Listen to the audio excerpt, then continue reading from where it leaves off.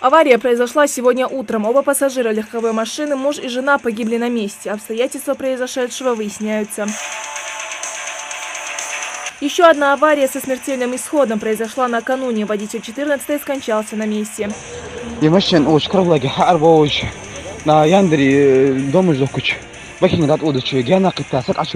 снова ДТП со смертельным исходом. Авария произошла во вторник вечером на автодороге Назрань-Малгобек, в результате которого погибли 2 человека. При выезде из селения Нижние Очулки водитель Приоры сбил лошадь. В результате дорожно-транспортного происшествия, в результате наезда водителя автомобиля и его пассажир скончались. Это ДТП произошло уже в Троицком. На днях лоб в лоб столкнулись 2 автомобиля ВАЗ-2110 и Лада Калина. По предварительным данным, водитель ВАЗ, 48-летний Беслан Катиев, в попытке обгона выехал навстречу, после чего и произошло столкновение. Ехавшая на большой скорости машина несколько раз перевернулась и упала в кювет. Еще 2 пострадавших, водитель и пассажир Лады Калины, также доставлены в больницу со множественными ушибами и травмами. По проверке базы данных было установлено, что водитель автомашины ВАЗ-2101 Катиев был лишен управления прав на 24 месяца. И снова ДТП. Лобовое столкновение пару недель назад уже в селении Сурхахи унесло 2 жизни. Водители погибли на месте, а от машин осталась буквально груда металлолома.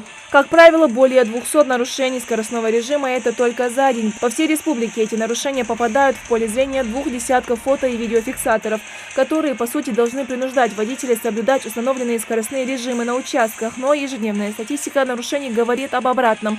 Такие меры действуют лишь на единицы. На сегодняшний день идет согласование мест установки стационарных комплексов фото- и видеофиксации, которые будут фиксировать не только нарушение скоростного режима, а также правила обгона и проезда перекрестков.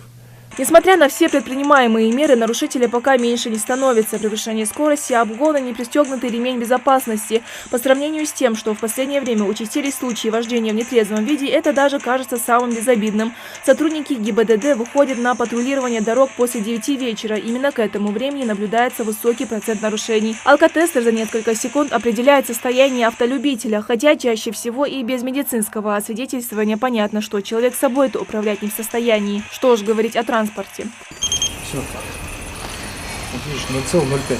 Булат Нальгиев за рулем чуть больше года. Опыт сравнительно небольшой, но он уже успел усвоить для себя главные правила буквально выживания на ингушских дорогах. Кстати, очень забавная черта в плане вождения, и она...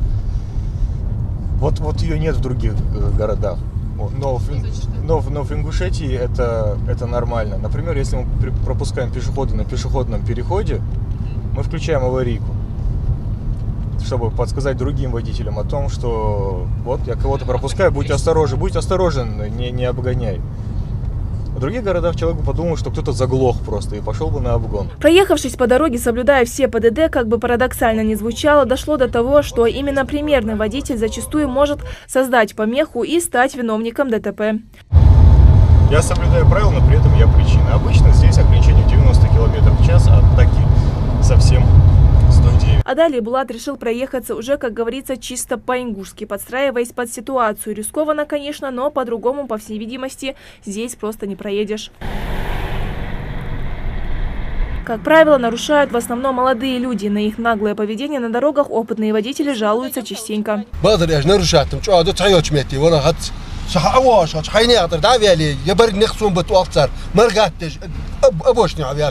Осторожно, корова! На дорогах республики уже впору вывешивать еще и такие предупреждающие плакаты. Правила дорожного движения нарушают не только водители и пешеходы, но и домашний скот. Животные нередко выходят даже на федеральную трассу.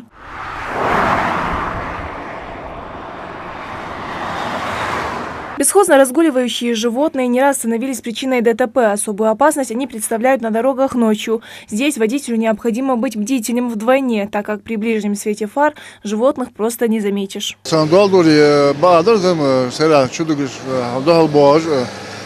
В этом направлении идут уже на крайние меры. Теперь каждый вечер на дорогах республики будет дежурить специальная группа. И хозяинам животных уже будут применять жесткие меры. Мы планируем провести небольшое мероприятие. Все-таки обратить внимание, у нас есть некоторые поселки, на которые мы акцентировали внимание, где именно есть эта проблема. И поговорить и с жителями данных поселков, и с администрацией. Без внимания также не остаются и дети. Сотрудники ГИБДД проводят частые встречи со школьниками, а также под особым наблюдением находятся и автошколы. У нас пришло очень много мероприятий именно с учащимися автошкол. Мы проводим для них день открытых дверей, мы показываем, как работает служба ГИБДД, для того, чтобы они понимали, что не только нужно получить права, выучиться в автошколе, но еще и соблюдение правил дорожного движения. Это будет залогом их безопасности. Ну а история одной молодой перспективной студентки Мадины Ахильговой, которая в будущем могла бы стать хорошим пластическим хирургом, наверное, знакома многим. История человека, до заветной мечты которого, казалось бы, осталось рукой подать. Один злосчастный случай навсегда усадил ее в инвалидную коляску. Наглядный пример того, чем может обернуться лихачество водителя.